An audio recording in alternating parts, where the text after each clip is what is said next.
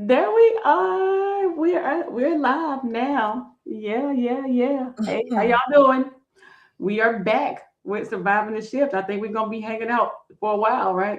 We're trying to trying to get through these days of I don't know, days, Yeah, years, because it just keeps getting worse and worse and worse and worse. and work.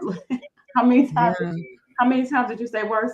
Right there, like it's getting worse too many times. by the minute almost. I'm like Yeah, every time I look, and let me put this on.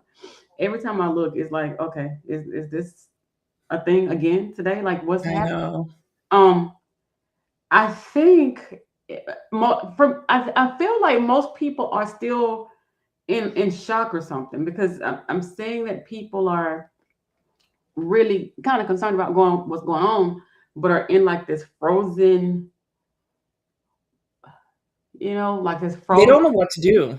Yeah, like Yeah, so you're right. It's shock because they're like, this isn't really happening. You yeah. know, um, So what do you? I mean, I think that's where they're at. and with nonprofits, I'm seeing a lot of nonprofits, that were not depending on federal funding, kind of taking this more lightly than I would like for them to take it. I don't want people to You're panic seeing nonprofits that have not been developing. I that are mean, not sorry, relying on federal funding, uh-huh. taking it more, taking this whole situation more lightly. Like, okay, doesn't. Maybe I'm okay. Maybe this Oh, apply to uh, me. Looking yesterday at you talked about it the other week about terms and things that federal government says don't use this or can't use that, and I was looking at some of that stuff yesterday, yeah, and there's a there's long list. Long list. like almost every word in the dictionary, right? But what I think that these nonprofits are failing to realize is that some of them, while they think they don't rely on federal government funds, they are. Like there's some funds that you are receiving that are pass-through funds and that are funds that maybe Exactly. your Department of Public Health got from this federal agency, but that's none of your business, right? And then they gave Mhm. you the small community these funds, and you're thinking, okay, well, that does not apply to me, and it really, really does because if it It dries does. up here, it trickles down and it dries up for you, and then you have these Mhm. corporations who are feeling like they have to abide by some rule or the other. There's issues with compliance and things that maybe even affect them, and you're Mhm. looking at, okay, well, do I get this? Something as simple as Walmart grant. I just put it on my Facebook today. Walmart opened yesterday. Don't y'all go over there acting a fool. But even like corporations like Walmart, who you see roll back DEI. So even though that's not a federally funded opportunity, you're seeing how changes in the federal government affects even them, and that could spill over into their philanthropic giving. And I think that's what we are not understanding as developing nonprofits or nonprofits who weren't really relying on federal funds to start with. But I don't know why I don't understand why nonprofits that have not been relying on federal funds will not still see the implications that it will have on them, considering that if they're not relying on federal funds, most of them are not getting their money because they're diversifying their funding streams. So they're either relying on federal funds or they're relying on corporate funds, right? And some donations, right? But mostly corporate funds. So considering that Walmart was very vocal about talking about rolling back their DEI initiatives, and Target has been very vocal about rolling back their DEI initiatives, along with a slew of other companies. It's going to affect you. And if we're going to do all this boycotting as well, where we're not shopping at these corporations, with these corporations that said that they're not going to support DEI initiatives, then these corporations are going to fail. Not that they should or should not, but they will. And it's just going to be a trickle down effect that's going to affect every single nonprofit organization, whether you're getting federal funds that are passed through another organization to you. And even if it's passed through funds, you should know that it's passed through funds.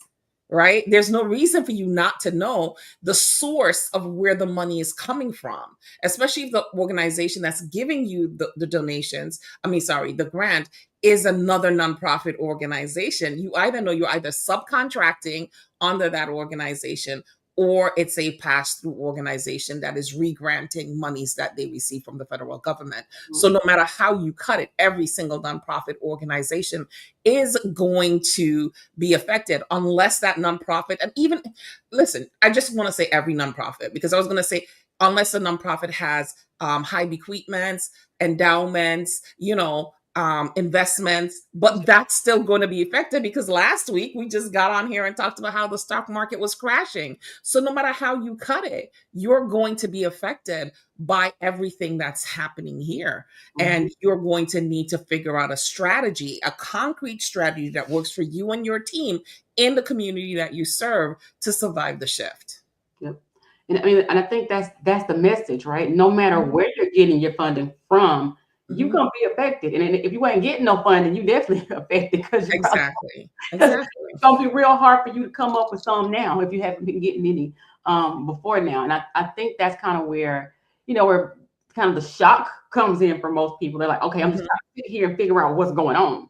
This is Right. what's going on, y'all. Like, wake up. This is what's happening, whether you're getting donations or you're getting sponsors or you're getting grants or whatever. It's affecting everybody. If everybody, every organization, and it's a daily thing. So you want to get with your teams so that you can decide, like, how do we move forward? How do we, despite whatever's going on, because even with this, with the cuts and all this stuff, we know that we still have populations that we got to serve, right? Right. And we know that it takes money to serve these folk, either way. But if you're not getting any money, how do you still serve? You have to figure this out. And that's why we're here, right? So we're not gonna put it on, Mhm. that's why we're here, to help you figure this out, because what we really understand is that no matter where you are in your nonprofit's development. And I was reading something, Tracy, yesterday, NIH, and it's like a really big thing here. My former university, all these funds that they got from NIH, the governor is, I ain't gonna say nothing about her right now, but because this is not that, right? This is not that opportunity, but when I have it, I'm gonna go ahead and say what I gotta say. But Uh-huh. knowing that all this stuff is happening, it's like, so what do we do with all these people who are employed by the university, all this money that goes into research and taking care of the bills and taking care of the janitor and all this kind of stuff? What happens now? And that's a multi-billion-dollar establishment. Mhm. Think about your little small nonprofit, and how that's going to affect you, even with the relationship with the multi-billion-dollar establishment. I remember when I worked there, we had contracts with smaller nonprofit organizations where, okay, Mhm. well, we'll give them a couple dollars and they go out and they do this thing. Just recently, Right.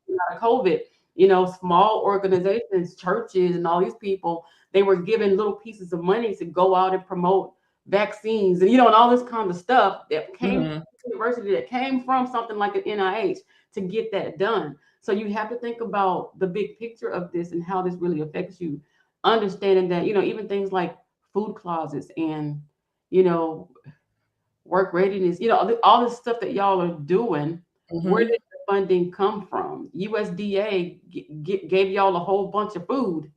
Mhm. I had surplus, like there was a lot of food, giving it to the wrong people, Yes. all that kind of stuff. But what happens when funding is cut from there, but your Mhm. people still need to eat? Right. Not only that, but what about when we don't have anybody to harvest the food, right? And so we're not getting as much food in the grocery stores as well. So there's a lot of different factors and a lot of different ways. It may seem hopeless when we're saying all of these things are factors, but there are solutions to these factors. It's just whether or not you want to actually implement them, you find them the work interesting enough to actually execute, because it is going to take time, it's going to take patience, and it is going to take, most of all, it's going to take work, right? And you're going to need a whole team behind you. These nonprofits really can survive this shift, but you're going to have to really have boots on the ground. This is can't be a part-time hustle for you anymore. It can be, if you really want to make inroads in your community and you want to make sure that your community is supported throughout this shift, you are going to have to put all boots on the ground and really work, right, to implement. It is not something that's not fixable. It's fixable, but it's going to have to be community based. I think you froze.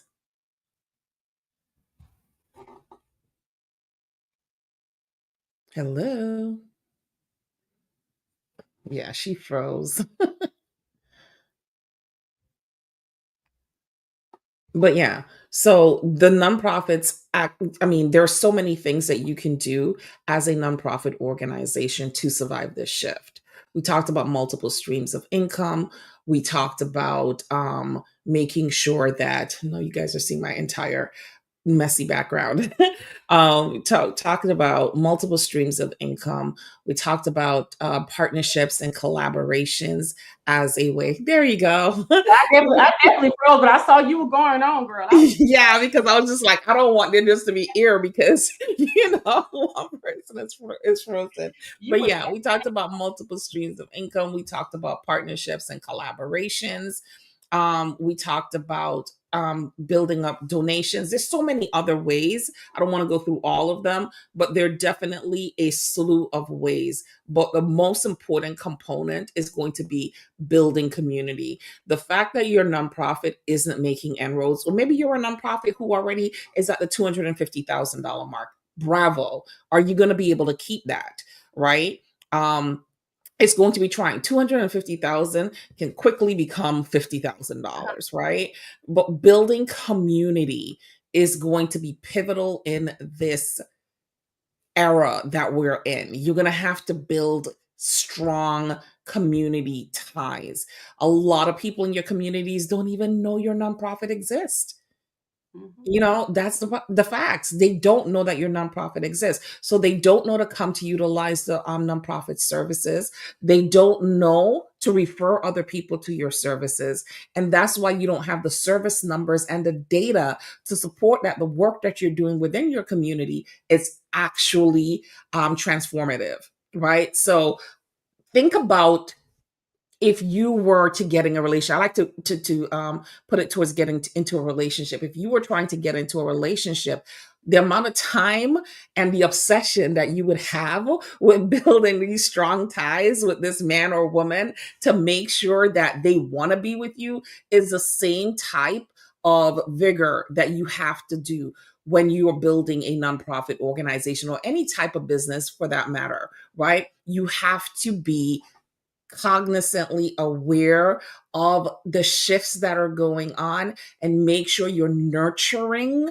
relationships with people within your community, the people who you're serving, the people who you want to support you, the people on your board, the people who are going to be working with you, and people who are going to be potential donors. So building strong community, getting out there, making sure that people are aware of your nonprofit organization and what it is that you do and how you can help the community is going to be one of the biggest roles that you're going to have to play in this shift.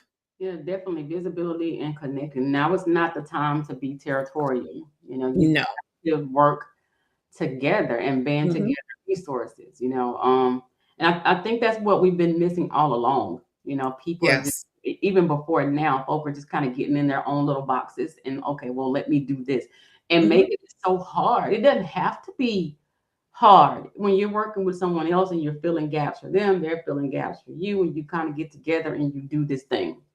I think we just have been conditioned to have an individualistic mentality, and that is why a lot of us are stuck, right? Mhm. Because you know how many times, and I know you've heard it too. Oh, they're gonna steal my idea. They're gonna steal my idea. But yet there are like 5 or 6 other nonprofits who've been doing the same thing you've been doing before Oh, you even came into existence. You there's a can't steal helping people. You know, you can't. That's not an original idea. Helping people is not an Yeah. original idea, ma'am. And Yeah, I you can still helping people. Like that's the do. thing. Yeah, like this is what we do. This is why we Hmm. were formed to do this thing. So if you're Hmm. helping people and I'm helping people, let's just help people to get. And Tracy, you mentioned, numbers like service numbers and Hmm. valuation. And although I really have my issues with what's going on, a lot of the stuff we brought it upon ourselves because we are not taking good care of our numbers. We're not Hmm. doing really well at evaluating and communicating impact. You had something a couple of weeks ago, I think, with your impactors group, where you're talking about your impact analysis, your presentation of how do you show impact data and all this kind of stuff. Hmm. Folk looking like I don't know, like what is that? Like what is that? Like this your impact report. Right. Oh, what is that? Like, can you tell us how you are making a difference? Hmm. What are you doing? So it's not enough to go to work or do this hobby every day because that's what a lot of people have made this to be. Like A it's hobby. a Yep. hobby. I give out stuff Hmm. on Christmas. I'm gonna do this for Giving Tuesday. I'm gonna do this whenever I feel like it or whatever. We're gonna give away food baskets on Saturdays. That's Hmm. a hobby. Nobody is thinking about the infrastructure and how you're building your organizations to be strong and sustainable. But this time, this is like the Wizard of Oz and the big tornado that's coming through. Really, it's gonna pick up your house and it's Yeah. somewhere, right? It's gonna where you Yeah. land, we don't know. Like you may land in Oz, but I don't know where you. And this is what because the infrastructure is just not strong, and that starts with being able to show impact and show that you're making a difference. And if you can't do it by yourself, why won't you get with somebody who has other resources because you got to have something like it's raggedy to partner with somebody and you coming in with nothing. You talk Right. right. You can't Yeah. expect somebody to come in and do all this stuff and you're empty handed. Hmm. So what do you have to bring to the table? But even what we have to offer, Tracy, in the surviving the shift, helping people to understand where they are. Yes. What do you have to bring to the table? Hmm. Some of y'all think y'all programs and stuff, and they really ain't. They really just a mess. Like some of you, Well, some of most people don't even have their programs written down. There's no actual curriculum. you You stuff. never did your logic model, so you don't really understand the flow of how to get from point A to your expected outcomes. So going through the entire process and making sure all of your ducks are aligned, so that you can have something professional to present to people when you're looking to get them to be a part of your organization, whether on your board, even as an employee. A lot of people who work in a nonprofit space, some of them actually do know what nonprofits look like, right? And so when they come in for an interview, they're going to be asking to see certain things. They're not asking you about certain aspects of your nonprofit, and a lot of you can't explain it. And that's what we're here for. It's not to shame you that you don't have X, Y, and Z. It's to help you to get ready for whatever it is that you need to get ready for so that you can finance your nonprofit organization effectively, and for you to start looking at your nonprofit organization as the business that it is, and stop thinking it's just a charity that people are going to throw money at. You actually have to run your nonprofit like an actual business. There's certain things that for-profit businesses do that you can't do as a nonprofit, but forget that. It's still a business, Mm-hmm. right? And businesses are in business to make money. I And know that's that's a lot of, but yeah, right. All like yeah. it's business, right? It's a nonprofit, Mhm. but it's in and I the myths. I mean, all these myths that come up with nonprofits, right? Because that's some people are thinking, well, it's a nonprofit, so I'm not supposed to make money. That's just Mhm. business. Just how you gonna take care of folk if you don't make money? Mhm. How are you gonna help people if you don't make money? But a lot of folk are stuck because of that. Okay, if I'm not supposed to make money, I'm just supposed to be struggling and begging forever. Right. That's not how this works. Even with the issues that we are facing in this administration, you were not formed to struggle. You were formed to do good, right? Mhm. Good should bring you some type of happiness, right? Within Right. the organization. And if not having money is making you sad because you don't have any money, then maybe you're not doing the right things because you're supposed to be making money in your organization, especially when you're doing good. Like that's just the law of reciprocity. Like we're doing good stuff. We need to be making some money because we're doing something for the people. But it doesn't work. It's not that easy to Right. come up with that end result if you don't have things in order. Systems and Because processes, structure. Yeah. yeah, And you want to know the God honest truth is that the people who are waiting for your services to help them to get what they need, they really don't care. They just yeah, want to know that you're going to come out here and do what's necessary to hmm get them the help that they need. They're counting on you, hmm right? Because you said this is what you wanted to do. So they're now counting on you to come and help to transform their lives. hmm That's what I said. People who are wanting your service, they're gonna come. Like that's not Mhm. the problem. Because if you give it out turkey and I'm hungry, where you at? I'm going to get the Yeah. turkey. I don't care. I Yep. don't care where you get the money from. I just need to have my Mhm. needs met. Those other people, though, who you are wanting to support you, they care because Mhm. nobody wants to throw their money away. No. I need to know you're making a difference. I need to know that you even have partners. I need to know that Mhm. you are an active part of your community. So being closed in and territorial and they're gonna steal my program and I don't want to go over here. Mhm. That's yesterday. We can't do that anymore. So y'all need to come over to surviving the shift, right? Come over. Yep. So we can teach y'all how to do this. That's the thing. I mean, Yep. it's basic to us, right? Mhm. But you're like, okay, working together should not be so hard, but for a lot of people, it is. It is. It is. And a lot of times too, it's not just working together; it's choosing the right partner to work with, right? Because every partnership should not happen, right? Some people are just oil and water, and they really shouldn't be working together. But choosing the right person, making sure that you guys are aligned. We talk about that all the time, right? Mission alignment. Even when you're looking for sponsorship, when you're looking for donors, you have to have a mission that is aligned. So looking at mission alignment before you choose a partner and making sure that you're asking the right questions and you're getting the answers that you need to make an informed decision. All of those things are going to be pivotal when looking at partnerships and collaborations, right? Like Ty said, what are you bringing to the table? And what are they bringing to the table? By the time you're finished, there should be a feast at the table. Because if you're only bringing one thing and they're bringing 10 things, then the, the scale is imbalanced, You're not right? buying you You're dinner. going to be at a disadvantage because they're holding most of the resources. So you have to look at all of those things when you're talking about getting into partnership and collaborations that are going to actually work for both people. Mm-hmm. Yeah. Right. And yeah, that's what surviving the shift is going to be. It will take you through a year of consulting and training and handholding and making sure that you are able to make and exceed your revenue in this shift. A lot of people become millionaires during a time of depression, Yep. and a lot of people become poorer during a time of depression.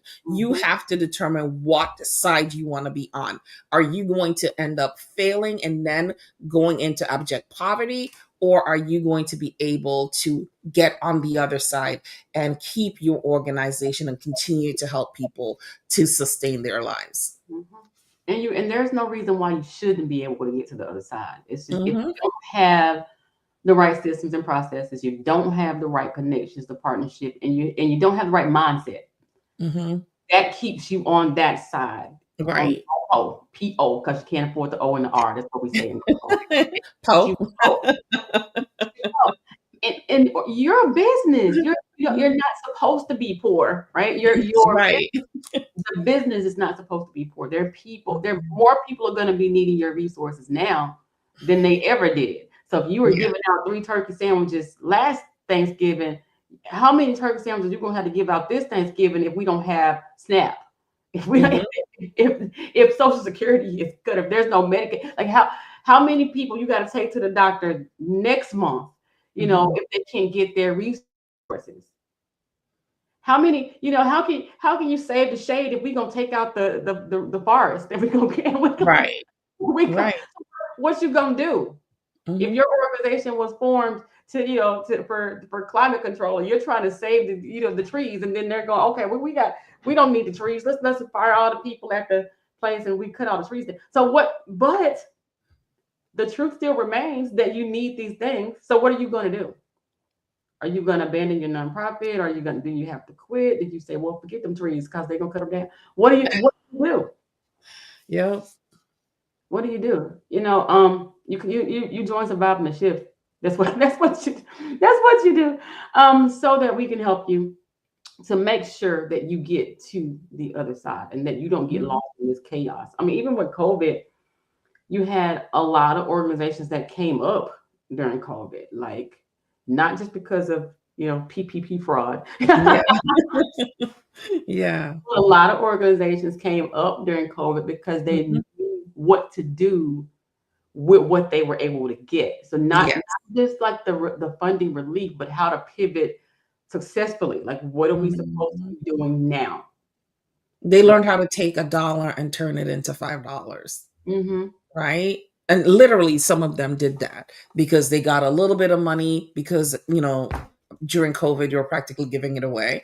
And they took that money and they were able to not just start the organization, but grow the organization beyond those initial funds. Some people are still stuck in the COVID cycle. They Mm-hmm. have not learned how to generate their own funds and how to move beyond the monies that they got for COVID. And again, keep saying, well, I got $250,000 and I had just started, and they think that they're still in that cycle when they're not. That's just not how grants and sponsorships and donations and stuff work. People were generous because they were affected by something. They knew a lot of other people who were affected by it, but we are past that.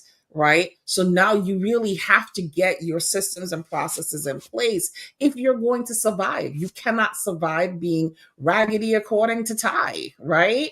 It's just not going to work no more. You have to get beyond that. You have to have systems and processes and structures in place. You have to be making sure that you're compliant. You know how many of you are out of compliance? If the IRS came in right now and was like, hey, we're going to do an audit, What did you you say? will What did you say, Tracy? What did you clank, clank, right? If you clank, clank, you be going to jail because you don't even have a basic accounting systems in place. You haven't done any reporting. You don't know how the money was spent, where it went, down to the last penny. Okay, you may have a general idea, but the penny, where the penny at? Right? You and they have to want know. the They pen. want the penny. And I'm talking about like forensic accounting, like real auditing of your books. And auditing, we like to say auditing is just for your money, but it really isn't. Audit is part of your compliance, right? So they're auditing your corporate binder, right? Which a lot of you don't even know about that you should have in order to make sure that when somebody comes, you can be like, here you go, right? And everything that they need is in there. It's set out in stone so that they can look at it and they don't have to ask you 20 million questions for you to be tripping over yourself. Mm-hmm.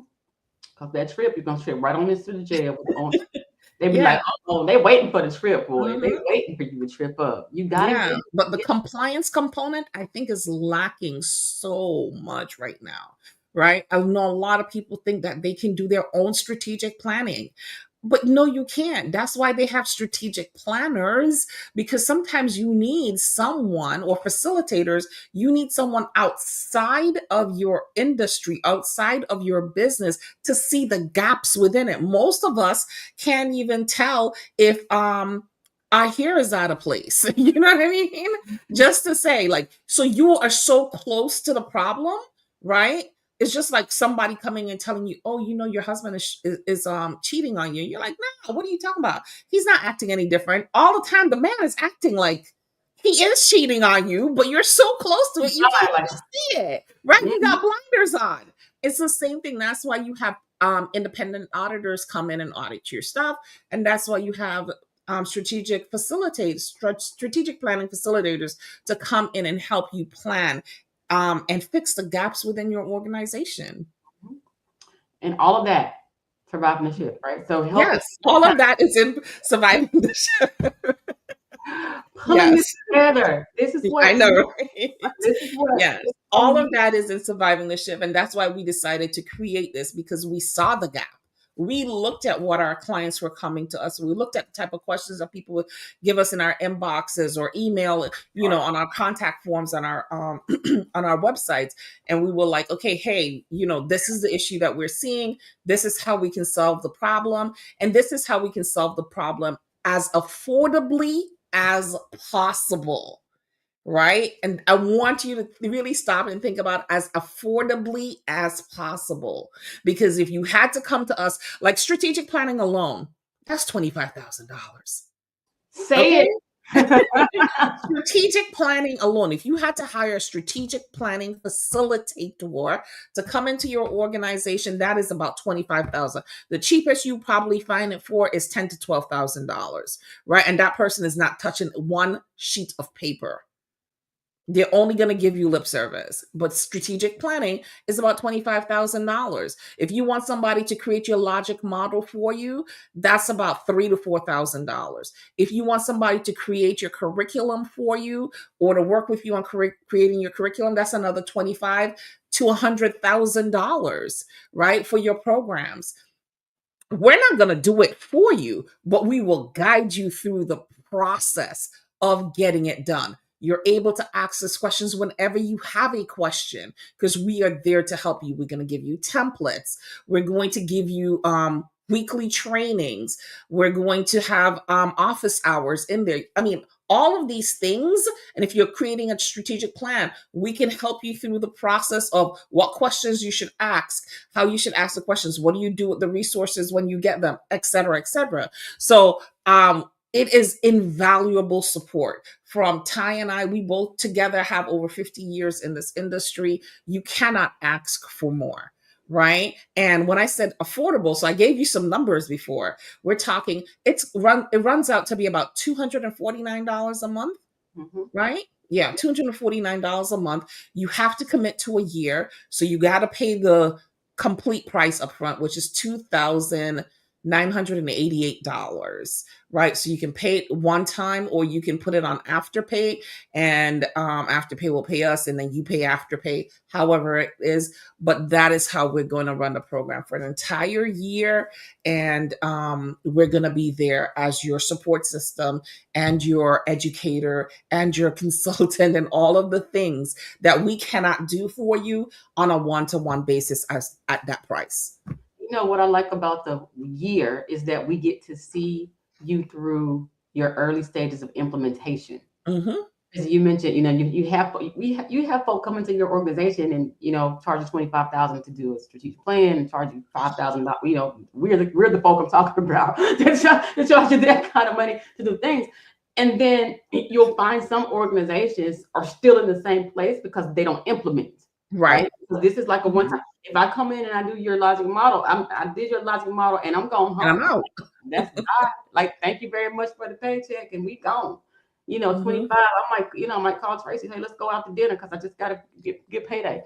And we gone, right? But having that year where we're there and hanging out and doing the office hours and hey, holding you accountable. Now that you have this strategic plan, you're supposed to be doing this at this time. Did you do it? Mm-hmm. Where's your are you? And that I think a lot of us get stuck right there. Like we pay a lot of money to do things, and we're just okay. Well, life does what life does, and that's why we can only take about so many people in the program. It's not just going to be an unlimited amount of people. We can only take but so many. I think we're capping it at what, 30 people capped. Yeah, capping it at 30. So once we get to 30, whether it's this month, next month, and the month after, once we get to 30, the door's closed for the year. We cannot take anybody else because we really want to make sure that we give you the support you need. And if we have too many people in there, think about like a classroom. If you have too many students in a classroom, a lot of times, a lot of them are not going to learn because some people need more individual help, right? So we want to make sure that we're there to give you the help and support that you need. Mm-hmm. Well, that's it. I need for y'all to come over there because y'all here for 4 years talking about Ty. I wish y'all would have told me. We're trying to tell you now. Mm-hmm. And survive because this is the story. Like we are creating our own story right now. So once this is over, or whenever it ends, you're gonna be able to say, "Well, I did the right thing at the right time, and we're still not just surviving, we've thrived, and we have come out on this other side successfully. Mhm. That's the whole goal of Absolutely. the shift, not to keep you stuck in a place where you end up closing your nonprofit, or you end Mhm. up, not being able to effectively serve your people because you didn't make the right moves. It's on you, Mhm. especially founder EDs. If Yeah. you're founded, or and you're like, okay, well, I'm charged with this thing to help people, and then you let something take you out like this, like, oh well, now I don't know what to do. Like, so we just quit, and you got all these kids out here still hungry because you can't feed them because you decided not to do the right thing. Now, okay, that's Right. that's it. I ain't gonna blame y'all, but I'm blaming y'all. Okay. Yeah. Yeah. All right. That's all I got, Tracy. You got something else? Nope, that's it for me as well. Okay. See y'all over there. Bye bye. Okay, bye-bye.